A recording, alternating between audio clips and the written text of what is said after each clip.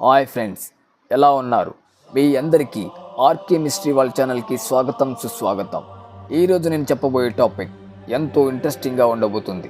ఎందుకంటే శ్రీకృష్ణుడి గురించి మీ అందరికీ ఎవ్వరికీ తెలియని 9 అద్భుతమైన రహస్యాలను వివరిస్తాను. ఈ రహస్యాలు మీలో చాలామందికి ఖచ్చితంగా తెలిసి ఉండదు. కాబట్టి ఈ వీడియోని చివరి వరకు స్కిప్ చేయకుండా చూడండి. ఇలాంటి ఇంట్రెస్టింగ్ వీడియోస్ కోసం మా ఛానల్ని సబ్స్క్రైబ్ చేసుకుని పక్కనున్న బెల్ ఐకాన్ నొక్కడం మర్చిపోకండి. ఇప్పుడు నేను చెప్పబోయే టాపిక్ అమ్మలందరికీ అలాగే మగబిడ్డలందరికీ వర్తిస్తుంది. మీలో చాలామందికి మీ చిన్నతనంలో ఎప్పుడో ఒకప్పుడు మగపిల్లలకి ఆడపిల్లల బట్టలు వేసేవారు. కాటుక పెట్టి తిలకం దిద్ది ఆడపిల్లల గౌను తొడిగించేవాళ్ళు. అయితే అలా తీసిన ఫోటోలు ఇప్పటికీ కూడా మన దగ్గర ఉంటాయి.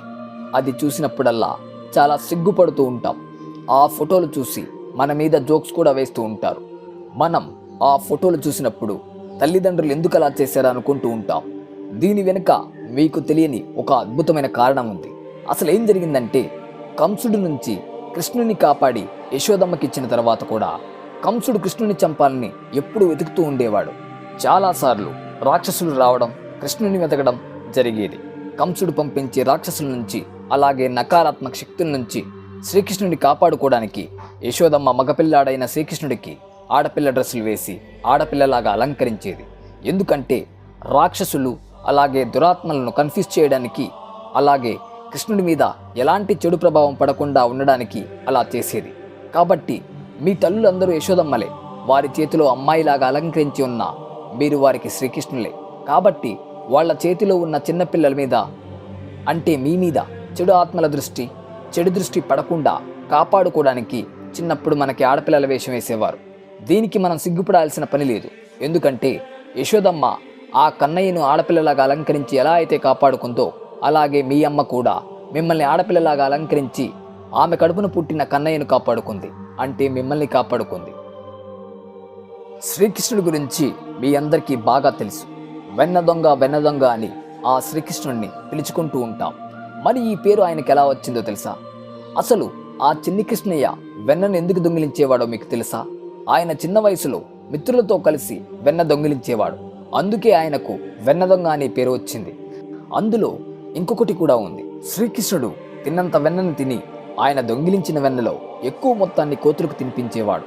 ఎందుకంటే ఆ బాలకృష్ణుడికి కూడా తెలుసు ఆయన పూర్వజన్మలో ఎవరు అనేది. ఆయన గత జన్మలో విష్ణు అవతారమైనటువంటి శ్రీరాముడిగా జన్మించాడు. అప్పుడు సీతామాతను వెతకడానికి వానరాలు ఆయనకెంతో సహాయపడ్డాయి. ఆ కృతజ్ఞతతోని మన చిన్ని కృష్ణుని ఎవరినైనా దొంగిలించి ఆ కోతులకు ఎక్కువగా పెట్టేవాడు. శ్రీకృష్ణుడు ఆయన యొక్క శిక్షణ అంతా ఎక్కువగా ఉజ్జయిని ఆశ్రమంలోనే తీసుకోవడం జరిగింది. ఉజ్జయినిలో ఒక ఋషి ఉండేవాడు. ఆయనే ఋషి సాందీపని. ఇక్కడే శ్రీకృష్ణుడికి సుధాముడితో స్నేహం ఏర్పడింది. బలరామకృష్ణుడు, సుధామ వీరందరూ ఇక్కడే ఉజ్జయిని ఆశ్రమంలోనే ఉండేవారు. వాళ్ళ శిక్షణ పూర్తయిన తర్వాత గురువైన ఋషి సాందీపని దగ్గరికి వెళ్ళి గురుదక్షిణ అడగమని శ్రీకృష్ణుడు కోరతాడు. అప్పుడు సాందీపని ఋషి, నాకు దక్షిణగా మీ వద్ద నుంచి ఏమీ ఆశించడం లేదు అని వాళ్ళకి చెప్తాడు. వెంటనే కృష్ణుడు, గురువుగారు, మీకు గురుదక్షిణ చెల్లించకుండా ఇక్కడి నుంచి వెళితే నాకు వెలితిగా ఉంటుంది, భారంగా ఉంటుంది. కాబట్టి మీరు ఏం అడగాలనుకుంటున్నారో అడగండి, మీకు ఇస్తాను అంటాడు. అప్పుడు సాందీపని ఏమని చెప్తాడంటే, నాకు ఒక పుత్రుడున్నాడు. అతను ఆడుకుంటూ సముద్రం దగ్గరికి వెళ్ళాడు. అలాగే సముద్రంలో కలిసిపోయాడు. శవం కూడా దొరకలేదు. దక్షిణగా ఇవ్వాలనుకుంటే నా పుత్రుని నాకు తిరిగి తెచ్చి ఇవ్వమని కోరతాడు. మనకు ఒక కథ బాగా తెలుసు. శ్రీకృష్ణుడు ఒకసారి సముద్రంలోకి వెళ్తాడు. ఒక నాగుతో పోరాడతాడు. అది కాకుండానే ఇంకొకసారి కూడా సముద్రంలోకి వెళ్తాడు. బయటకు వచ్చిన తర్వాత ఆయన చెప్పింది ఏంటి అంటే, సముద్రం లోపల శంకాసుర అనే ఒక మాయాసురుడు ఉన్నాడు. అతడు ఎవరిని చంపడు, కానీ అతనికి కనిపించిన ప్రతి ఒక్కరిని రాక్షసులుగా మార్చి అతని సేనలో కలుపుకుంటాడు. ఎలా అంటే ఒక జాంబీలాగా మార్చేసేవాడు.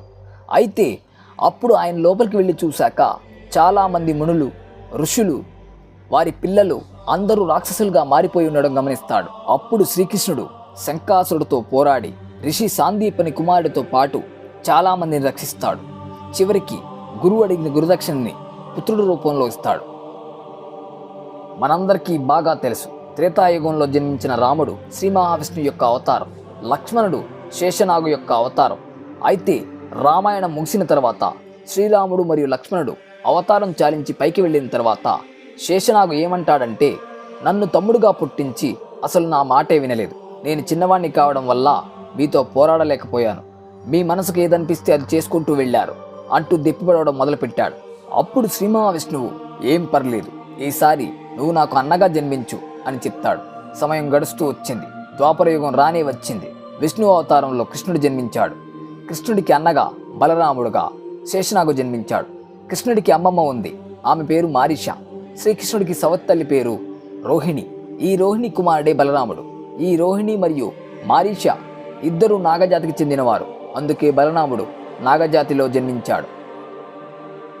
రాతపూర్వకంగా కృష్ణుడు ఎలా ఉంటాడు, ఆయన కళ్ళు ఎలా ఉంటాయి, ముక్కు ఎలా ఉంటుంది, ఆయన నవ్వితే ఎలా ఉంటుంది, ఆయన రంగు ఎలా ఉంటుంది అనేది మొట్టమొదటిసారి మాటల్లో అలాగే రాతపూర్వకంగా వర్ణించినటువంటి వ్యక్తి ఉత్తర.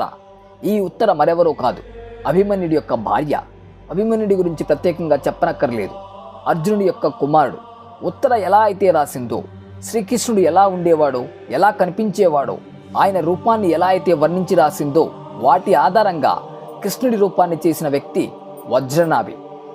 మరి ఈ వజ్రనాభి ఎవరు అంటే శ్రీకృష్ణుడి మునిమనవడు. ఉత్తర ఎలా అయితే వర్ణించిందో వజ్రనాభి అలాగే ఆయన చిత్రపటాన్ని గీయడం జరిగింది. ఇప్పుడు మీరు ఇంటర్నెట్ మరియు సోషల్ మీడియా సైట్స్లో అంతెందుకు మనం చూస్తున్న శ్రీకృష్ణుడి రూపం ప్రతి ఒక్కటి కృష్ణుడి గురించి చదువుతున్నప్పుడు కనిపించే రూపాన్ని ప్రస్తావించింది ఉత్తర అయితే, మొట్టమొదటిసారి ఆయన యొక్క చిత్రాన్ని తయారు చేసింది వజ్రనాభి. ఇప్పుడు మనం చూస్తున్న ప్రతి ఒక్క ఫోటో కూడా దాని నుంచి కాపీ చేయబడింది. మీకు తెలుసా, శ్రీకృష్ణుడి గురించి వర్ణించిన ప్రతి మాట అలాగే ఆయన గురించి చెప్పే ప్రతి విషయం చిత్రపటాలలో చూపించే ప్రతి ఒక్కటి కొంచెం ఆర్టిస్టిక్గా కనిపిస్తాయి. నడిచే విధానం, మాట్లాడే విధానం, నవ్వే విధానం. ఇదే కృష్ణుడు గోపికలకు ఎంతో ప్రియమైనవాడు. చాలా నాజూకుగా ఉంటూ కోమలమైన స్వభావం కలిగి ఉంటాడు. కానీ యుద్ధంలో దిగితే ఆయన ఆకారం భారీగా ఉండేది. శరీరం వజ్రం కన్నా కఠినంగా మారేది. ఎవరితో అయితే యుద్ధం చేస్తాడో అతని కంటే ఎంతో శక్తివంతంగా, వజ్రం అంటే తెలుసు కదా, దానికంటే కూడా కఠినంగా మారిపోయేవాడు.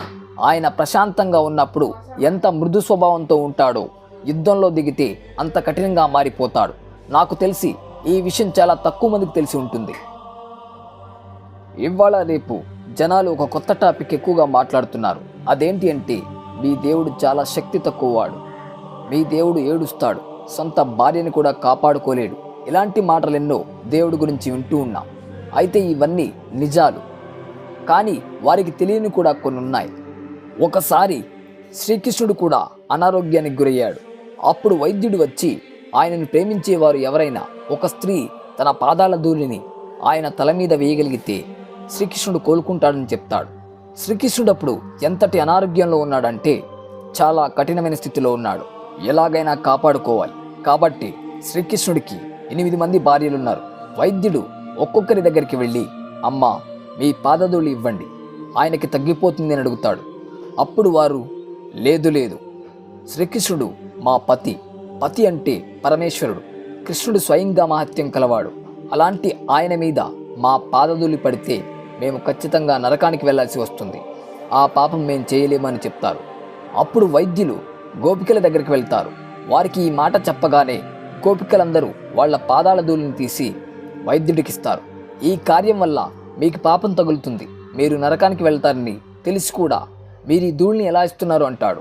అప్పుడు గోపికలు, మేము కృష్ణుడిని ఎంతగా ప్రేమిస్తున్నామంటే ఆయన కోసం నరకానికి వెళ్ళినా కూడా మాకు బాధ లేదు. శ్రీకృష్ణుడు కోలుకోవడానికి మేము ఇబ్బందులు ఎదుర్కోవాల్సి వస్తే దానికి కూడా మేము సిద్ధమే అంటారు. ఇది కదా అసలు ప్రేమ అంటే. అప్పుడు గోపికల పాదధూళి తీసుకువెళ్ళి శ్రీకృష్ణుడి నుదుటి మీద వేశారు. కృష్ణుడు కోలుకున్నాడు. ఇది కూడా ఆ శ్రీకృష్ణుడు ఆయన భార్యలకు మరియు గోపికలకు పెట్టినటువంటి ఒక పరీక్ష మాత్రమే. శ్రీకృష్ణుడి గురించి చాలా విషయాలున్నాయి. చాలామంది రకరకాలుగా రాశారు. ఆశ్చర్యకరమైన విషయం ఏంటి అంటే, పూర్వకాలంలో రాసిన విషయాలు ఏవైతే ఉన్నాయో వాటిలో రాధ యొక్క ప్రస్తావన లేదు. రాధ ప్రస్తావన చాలా కాలం తర్వాత ఈ మధ్యని బయటికి వచ్చింది. అయితే ఒక లేఖనం ఉంది. కవితలలో శ్రీకృష్ణుడి గురించి వివరంగా చెప్పబడింది. ఈ లేఖనం పేరు గీతా గోవిందం. దీన్ని రాసింది జయదేవ్.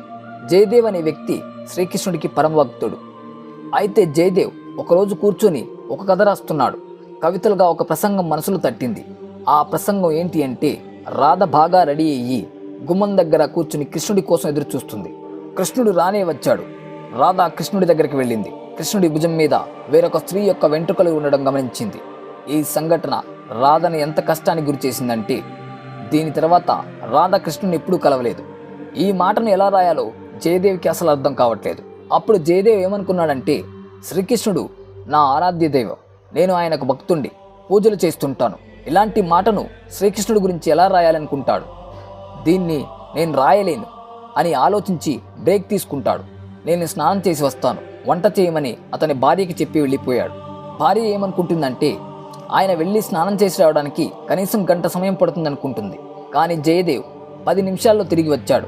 అది చూసిన అతని భార్య ఆశ్చర్యపోయి, ఇంత తొందరగా వచ్చారు, అన్నం వడ్డించమంటారా అని అడుగుతుంది. వడ్డించమని చెప్పి చకాచకా తినేసి, నాకు అర్థమైంది, నాకు ఆ సంఘటన వర్ణించే మార్గం దొరికింది, రాధా శ్రీకృష్ణుడి భుజం మీద పరాయి స్త్రీ వెంట్రుకలు చూసి బాధపడింది అంటూ 10 నిమిషాల్లో ఆ కవితను వర్ణించి పూర్తి చేసి నేను ఇప్పుడే వస్తానని చెప్పి జయదేవ్ వెళ్ళిపోతాడు. అప్పుడే వెళ్ళిన జయదేవ్ మళ్ళీ తిరిగి వచ్చాడు. చాలా ఆకలిగా ఉంది, అన్నం వడ్డించమని చెప్తాడు. అతని భార్య ఒక్కసారిగా ఆశ్చర్యపోతుంది. మీరు ఇప్పుడే కదా భోజనం చేసి వెళ్ళింది, మీరు తినగా మిగిలిన దాంట్లో నేను ఇప్పుడు తింటున్నాను అని సమాధానం ఇస్తుంది. జయదేవ్ ఏమంటాడంటే, నేను ఇప్పుడు తిన్నాను, స్నానం చేసి ఇప్పుడే వస్తున్నాను అని చెప్తాడు. అప్పుడు వారికి అర్థమవుతుంది జయదేవ్ వెళ్ళగానే శ్రీకృష్ణుడు వచ్చి అతని భక్తుడికి సహాయం చేసి వెళ్ళాడు అని.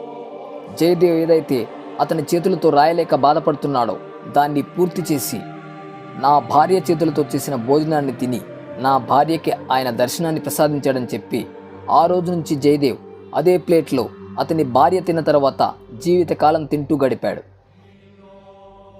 మీరు అమీర్ ఖాన్ నటించిన 3 Idiots సినిమాని చూసారా?